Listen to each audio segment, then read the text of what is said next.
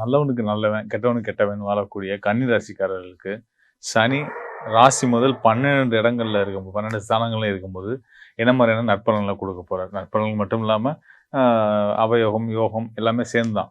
So அதெல்லாம் பத்தி நம்ம தெளிவா பார்க்க போறோம்.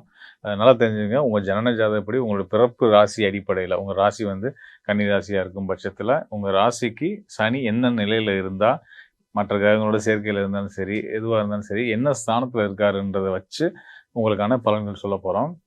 அதாவது என்னன்னா, கன்னி ராசி வந்து பார்த்தீங்கன்னா, புதனுடைய ஆதிபத்தியம் பெற்ற ஒரு வீடு. புதனுடைய ஆதிபத்தியம் பெற்ற வீடா இருந்தா கூட, இந்த கன்னி ராசியில வந்து 3 நட்சத்திரங்கள் உள்ள வந்துரும். அதாவது உத்திரம், அஸ்தம், சித்திரை. இந்த 3 நட்சத்திரங்கள் அதிபதிகள் யாருன்னு பார்த்தீங்கன்னா, சூரியன், சந்திரன், செவ்வாய்.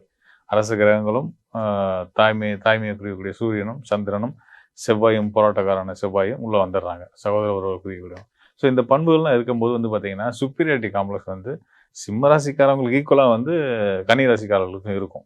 ஸோ அந்த அளவுக்கு இவங்க வந்து நம்ம பலர் வந்து கன்னி ராசினா ரொம்ப ஈஸியா ஹேண்டில் பண்ணிடலாம் அப்படின்ற மாதிரி நினைப்பாங்க. அ விஷயம் தெரிஞ்ச பின்னாடி கன்னி ராசி தான் சொன்னா கேட்டுக்குவாங்க. ஒரு குழந்தை போல அப்படின்லாம் யோசிப்பாங்க. ஆக்சுவலா வந்து ரொம்ப டேஞ்சரான ஆளுங்க இந்த கன்னி ராசிக்காரவங்க.